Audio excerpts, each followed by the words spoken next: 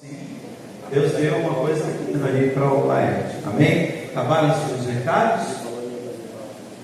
Glória a Deus por isso, hein? Vamos para a nossa aula então? Amém.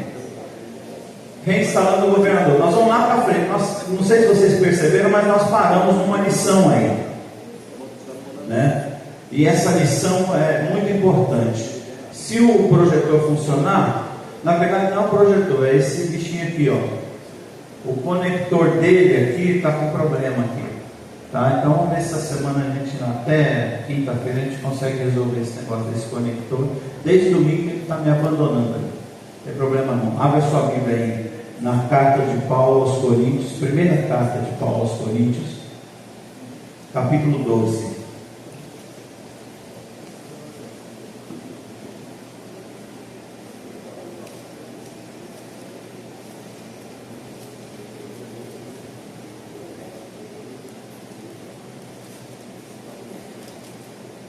Abre a Bíblia ou no celular, onde você quiser, porque a gente vai continuar trabalhando aí.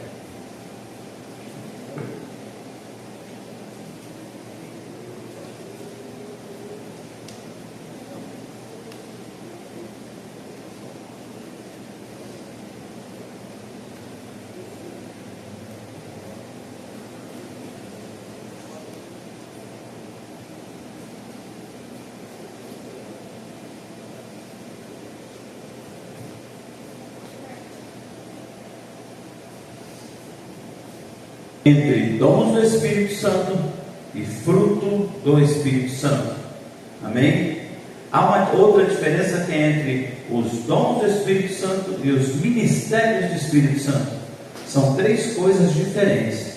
Nós estamos falando dos dons, mas também tem os ministérios. Estamos falando dos dons, mas também tem fruto. Não são os frutos, mas o fruto do Espírito, né? Que é dividido assim como uma laranja tem gomos, o fruto do Espírito tem as suas divisões ali, tá bom? E é uma coisa importante, por quê? Porque o Evangelho não está baseado nos dons, mas no fruto. Mais importante do que os dons é o fruto, porque não adianta nada o teu dom se não tem o fruto. Porque esse aqui é obrigado comigo. Cadê o outro microfone? Esse aqui é obrigado comigo, esse microfone. Uma coisa, irmãos, é você ter os dons espirituais e outra coisa é ter o fruto do Espírito. E quando fala do fruto, entra em primeiro lugar o amor, depois vem o que? Paz, depois vem a longanimidade, depois vem a benignidade, né? Mansidão. Outra coisa que é tremenda, domínio próprio, chama de tanto temperança também, mas domínio próprio, né? Isso tudo faz parte do fruto do Espírito. Fé, só que essa fé aqui não está bem traduzida. Na verdade isso aqui não é fé, é fidelidade. Quando se trata do fruto do Espírito, é fidelidade. Então você, com o fruto do Espírito, em primeiro lugar, você é uma pessoa amorosa. Segundo lugar, você é uma pessoa de paz. Terceiro lugar, você é uma pessoa longânima. O que é ser longânimo? Quem sabe dizer o que é ser longânimo? O que é ser longânimo? Alguém pode me dizer?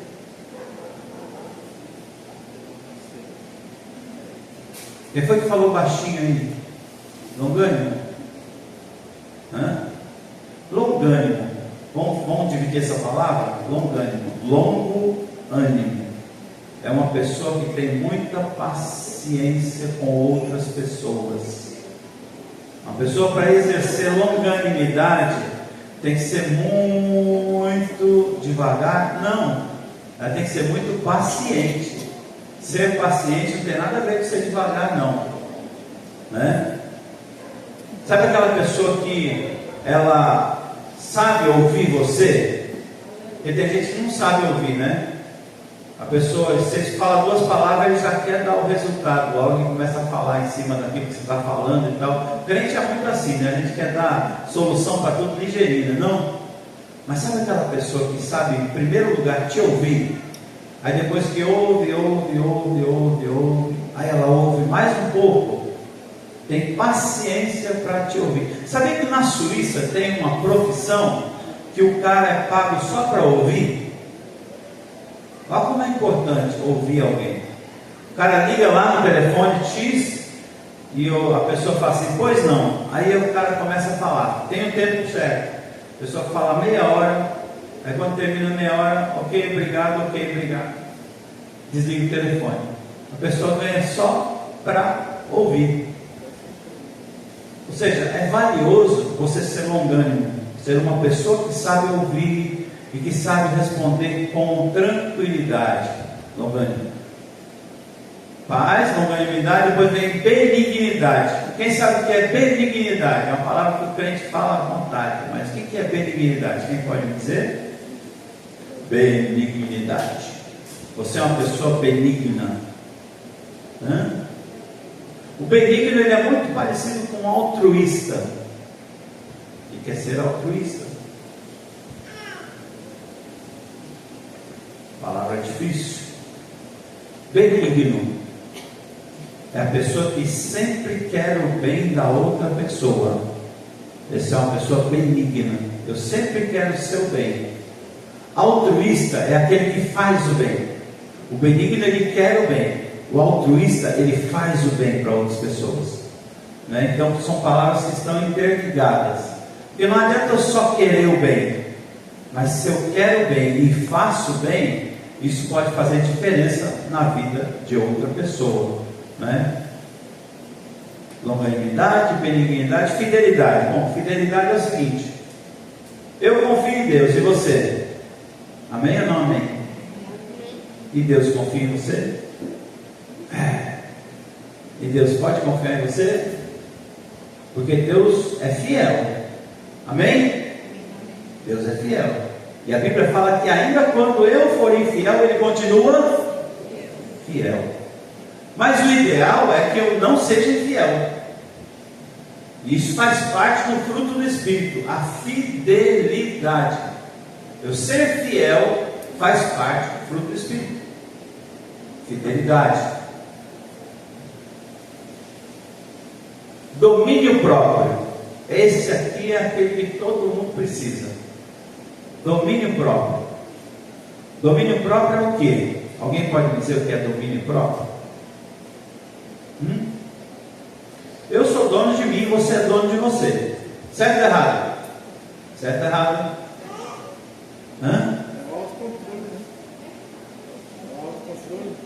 Autocontrole.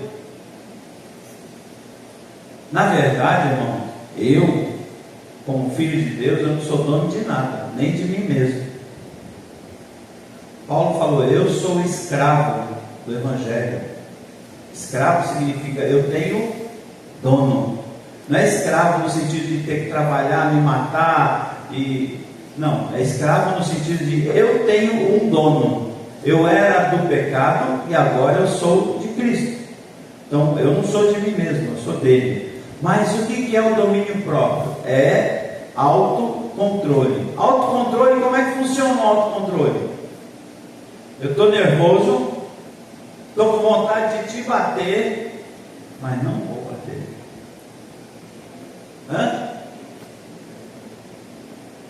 Estou com raiva, estou com vontade de falar um monte, mas não falo.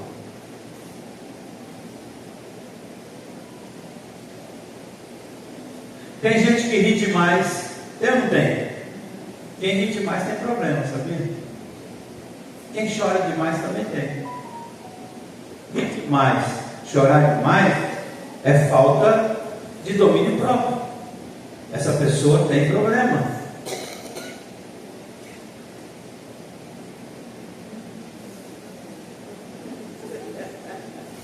Me pegou aqui. A irmã falou, não foi eu que falei para ela. Quem fala demais? Mesma coisa. Quem fala demais também é falta de domínio próprio.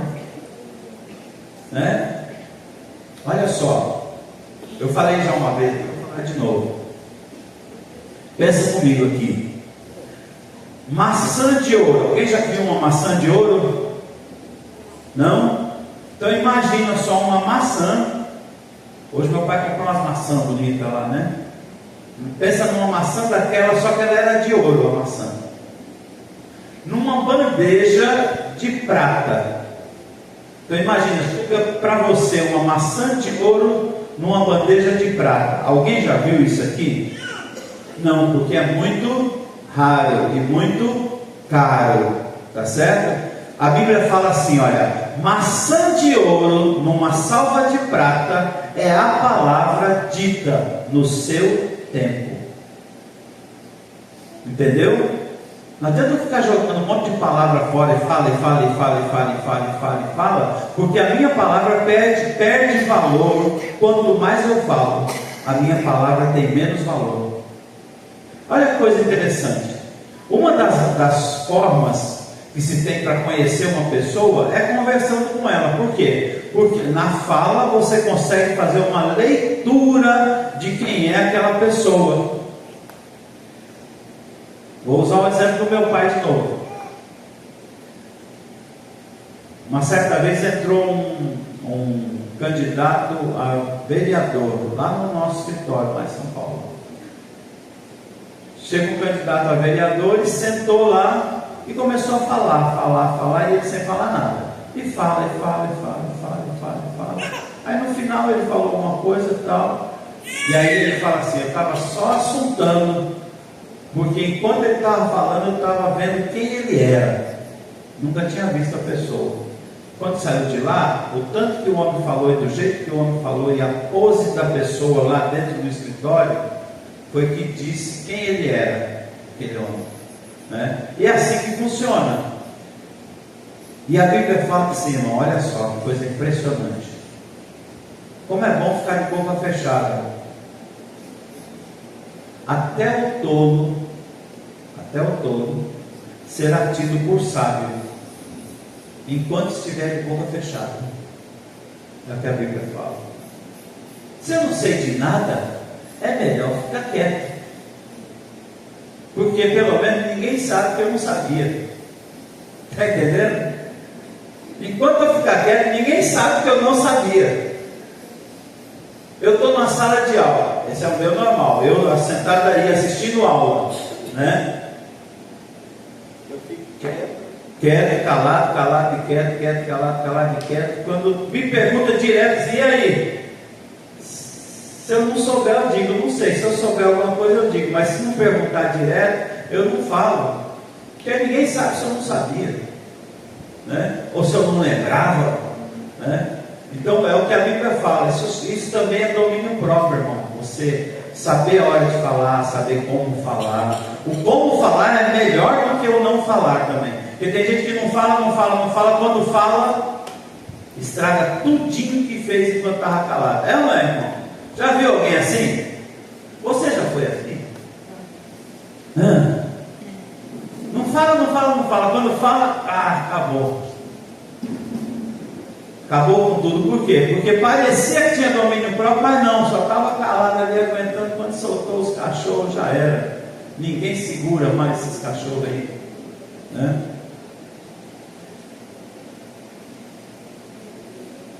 Então, o fruto do Espírito é mais importante do que os dons, porque o fruto dá um testemunho não do que você tem, mas quem você é. E esse é o fruto do Espírito. Ele dá testemunho não do que você tem, mas de quem você é. E os dons espirituais? É aquilo que você tem. Aí é diferente. Por isso que é chamado de dom. Dom é o quê? Alguém deu para você. A partir do momento que deu, você tem. Acabou. E você perde o dom espiritual? Não, irmão. Deus nunca tira, viu? A conta de Deus não subtrai. A conta de Deus é só, Ele entrega e é seu. Ele entrega e vai usar você. Ele entrega. Agora, quanto Ele vai usar já não depende dele mais. Depende da sua disposição, da sua disponibilidade e do seu desejo de entrega para que Ele te use. Está entendendo? Deus não vai interferir nessa área, não. Se você não quer ser usado nunca, está aí o banquinho para você sentar e ficar ouvindo o resto da vida. Se você quer ser usado por Deus, irmão, Ele vai te usar. E o dom que Ele te deu será bênção não só para você, mas para outras pessoas. E é para isso que serve o dom. Dom para guardar? É a mesma coisa que você comprar um celular novo e guardar na gaveta e deixar lá. Deixa aí, é meu mesmo. Nem vou abrir. Alguém já fez isso aqui? Um celular?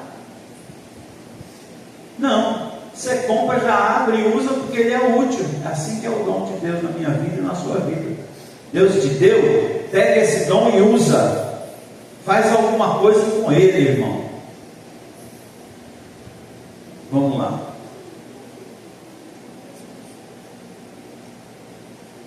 Capítulo 12 de 1 Coríntios. Nós falamos já sobre... pastor, por que você ainda está falando de dons? Porque a Bíblia fala que não quer que você seja ignorante acerca disso. Ou seja, não quer que você não saiba. E às vezes o não saber não te causa interesse o dom, porque você não sabe o que é, para que ele é usado, como é que ele funciona, né? Versículo 7 fala assim: manifestação do Espírito a cada um, porém, é dada a manifestação do Espírito visando o bem comum. Pelo Espírito a um é dada a palavra de sabedoria, e a outro, pelo mesmo Espírito, a palavra de conhecimento, a outra a fé, a outro os dons de curar. Hoje nós vamos falar dos dons de curar. Tudo pelo único Espírito. A outro poder para operar milagres, a outro profecia, a outra discernimento de espíritos, e a outra variedade de línguas, e a outra interpretação das línguas. Tá bom? Vamos lá. Como é que funcionam os dons de curar, irmão? Às vezes nós até achamos que não temos, porque não é um negócio que é palpável. É um negócio assim, que o Espírito comunica com você, e a partir do momento que você tem, Ele vai te usar. Quando Ele te usar uma vez, você já sabe que tem. Só que acontece o seguinte: o que acontece com uma ferramenta que eu não uso? O que acontece com uma ferramenta que eu não uso? Ferruja. Não é isso? Uma ferramenta que não é cuidada, que não tem uso, que a pessoa simplesmente guarda lá, ela enferruja. E aí ela serve para quê lá, toda enferrujada? Fala para mim.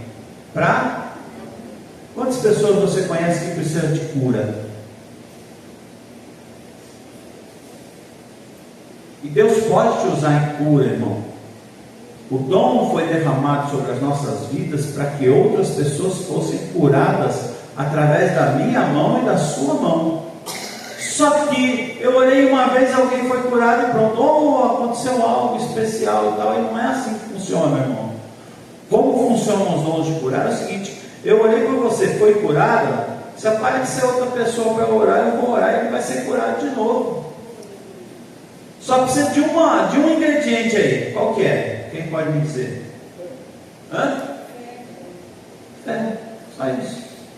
O problema é que às vezes a gente deixa de acreditar. Para aquela vez a minha fé deu.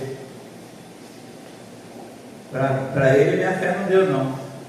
Entendeu? A fé é o ingrediente fundamental não só para a cura, mas para todos os dons. Se eu não acredito, não acontece. E o mundo espiritual, ele funciona assim: se eu não acredito, ele não acontece. Ele está aí? Está. O mundo espiritual está aí? Está. A Bíblia fala que a fé é a certeza das coisas que eu não vejo. O que é que eu não vejo? Mundo espiritual. O que é que eu não vejo? A bênção chegando. O que é que eu não vejo? A ação de Deus sobre a minha vida. Eu não vejo, mas está aí e acontece. E existe. A fé é a certeza das coisas que eu não vejo e a prova das coisas que eu estou esperando. Ou seja, eu tenho fé, como nós aprendemos agora há poucos dias, né? Se você orar crendo que já recebeu, você vai ter lá na frente. Mas não é orar crendo que você vai ter, é crendo que você já recebeu. É muito diferente o pensamento.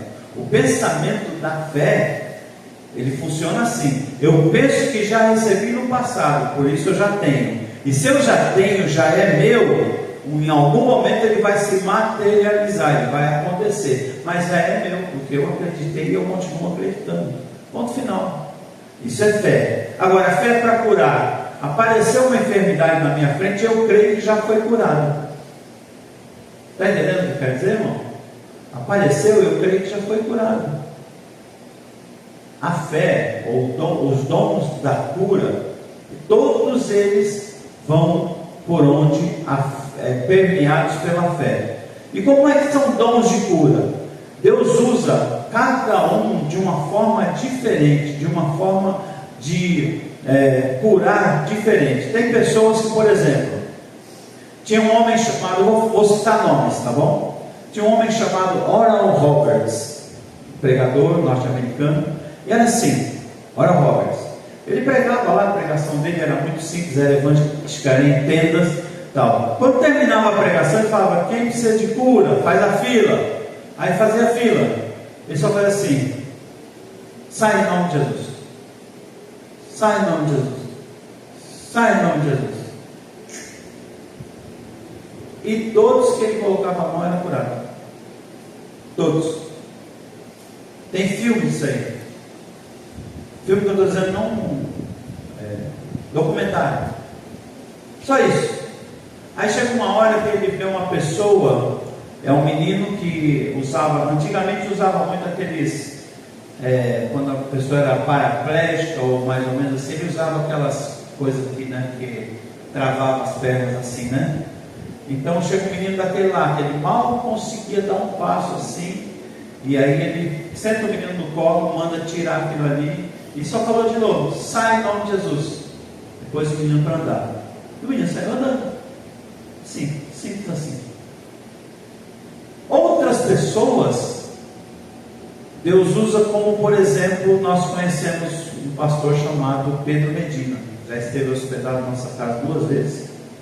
E ele, assim, ele prega, quando termina a pregação dele, ele chega e fala assim: olha, ele tem, aí são, como é que chama?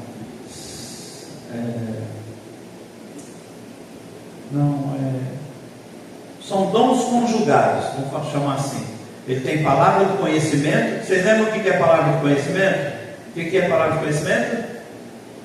Você tem um conhecimento de uma forma sobrenatural. Exatamente, tomar conhecimento de algo sobrenaturalmente, ou seja, revelação.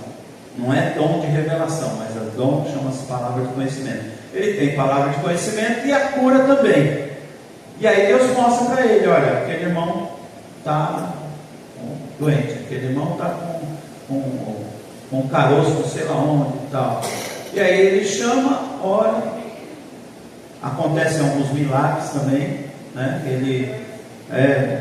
Eu já vi na minha frente assim, alguém que andava assim, todo torto, ele mandou sentar, colocou a perna, uma maior que a outra, ele pôs a mão e fez assim crescer na hora, na frente assim, eu estou olhando e tal.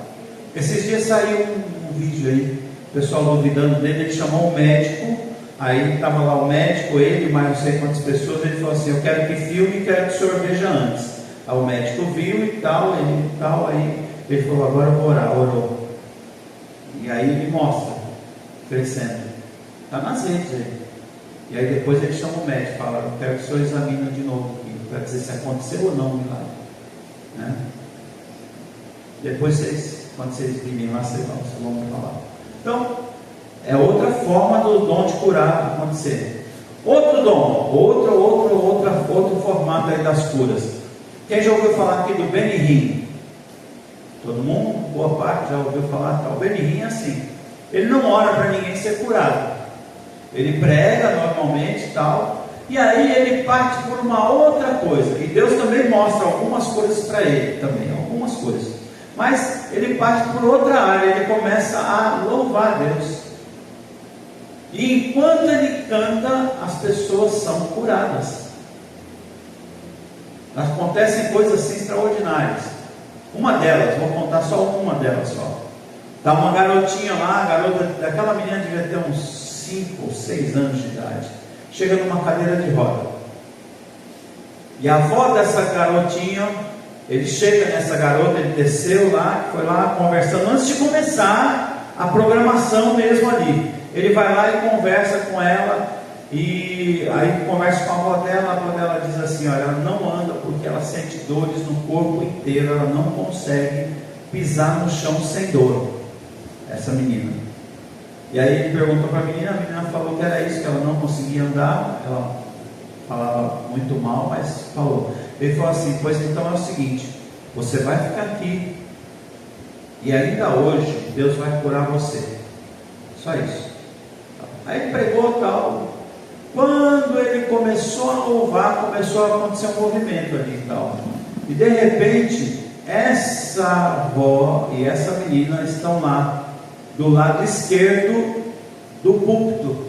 Era muito grande, dava uns 3 desse aqui assim, de distância, né? Está lá no canto lá, e ele vê a menina em pé. Ele vê a menina em pé. E aí, quando ele viu, ele continuou cantando, mas chamou ela. E a menina veio andando e depois correu até ele. Aconteceu como? Durante o louvor. Essa era o que acontecia ali no Benignim, deve acontecer até hoje, né? É outra coisa. Alguém já leu um livro aqui chamado Vinho Novo é Melhor? Não? Deixa eu ver que oração. Tá bom. Vinho Novo é Melhor. Vinho Novo é Melhor é um livro que fala sobre várias coisas, mas entre elas um dom específico eu identifiquei ali dentro. Um homem, como a formação dele era muito acadêmica, ele pregava, para ele pregar, ele escrevia tudo que ele ia falar. Então, qualquer artigo, qualquer vírgula que ele falasse ali durante a pregação dele estava escrito. Ele levantava de noite, Deus ia dando, aí chegava na noite da pregação dele, certo? Ele colocava lá em cima do púlpito e lia exatamente aquilo lá. Então, a oratória é excelente e tal, e lendo e falando e tal. Quando ele terminava a pregação dele, eles falam assim: quem foi curado durante a minha palavra aqui? Aí várias pessoas se levantavam só para dar o testemunho. Foram curadas quando? Enquanto ele pregava. Era um outro dom ainda. Era só enquanto ele falava, a palavra que saía da boca dele ia curando pessoas. E ele tinha ciência que o dom de Deus de cura na vida dele acontecia assim, enquanto ele falava, né? E por último, para encerrar, eu conheci uma mulher que orava só por outras mulheres com câncer, só isso. Só que era assim, ela tinha vários casos e ela orava: Senhor, por qual caso eu tenho que orar? E era por cura, não tinha conversa de orar para melhorar, não, era ou cura ou nada. O negócio dela com Deus era esse. Então o que acontecia? Deus mostrava para ela quem era a mulher pela qual ela ia orar, e ela todos os dias gastava um tempo de oração por aquela pessoa só, até que a cura acontecesse. Eu conheci vários testemunhos de pessoas que foram curadas através desse dom dessa mulher. Era específico. Ela orava por mulheres com câncer, e não era chegar assim: Senhor, abençoa a cura, não. Ela dobrava o joelho dela e orava na casa dela até que a pessoa fosse curada, né? Então, dons de cura são diferentes em várias pessoas. A pergunta só é perguntar para ele: Senhor, como é que o Senhor vai me usar no dom de cura?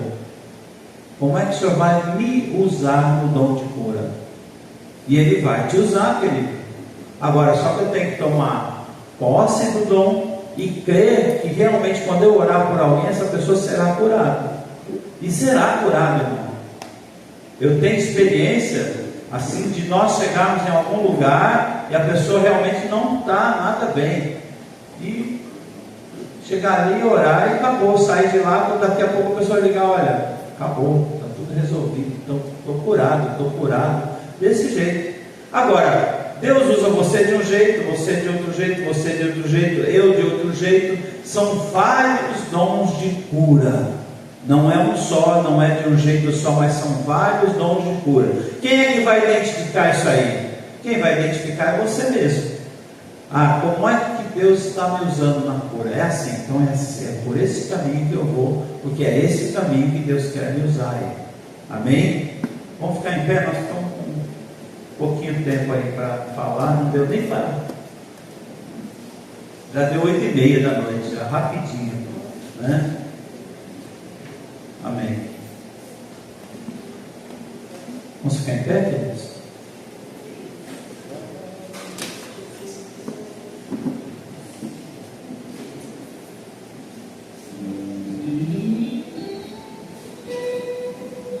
Quem quiser a camiseta, fala aqui com uma Zélia, tá bom? Nós temos aí a camiseta para quem quiser. Não precisa pagar hoje, pode pagar no domingo, tá bom? É tranquilo. Amém. Feche teus olhos, Pai amado, em nome de Jesus Cristo, Senhor. O Teu Espírito Santo que está neste lugar, ó Pai, que nos ensina todas as coisas, Senhor amado. Que nós possamos, Senhor, guardar, Senhor, a Tua palavra, Senhor amado, e sermos tocados, Senhor, pelo Teu Espírito Santo para entender a Tua verdade, entender aquilo que o Senhor tem para nós como igreja, Senhor, entender, ó Pai, acerca do Teu fruto, Senhor, entender, ó Pai, acerca dos Teus dons, Senhor amado, e usar, Senhor, os Teus dons com sabedoria, Senhor amado. São dons que o Senhor nos entregou para usar, Senhor amado. E, Senhor, que haja dons de cura na Tua igreja, Senhor amado. Pessoas sejam abençoadas, ó Pai, com os dons de curar. Senhor, que haja, Senhor, dons de variedade de línguas, ó Pai, dons de profecia, Senhor amado. Que haja, Senhor, principalmente dons de discernimento de espírito, ó Pai amado. Senhor, traz também o dom, Senhor, de palavra de conhecimento, ó Pai amado, sobre o Teu povo, Senhor. Senhor, que nós possamos aprender cada dia mais, ó Pai, como é andar na Tua presença, como é fazer a Tua vontade, Senhor, vivendo para a Tua glória, Senhor amado. Abençoa, Senhor, em nome de Jesus Cristo, cada um dos Teus filhos que está aqui, Senhor amado.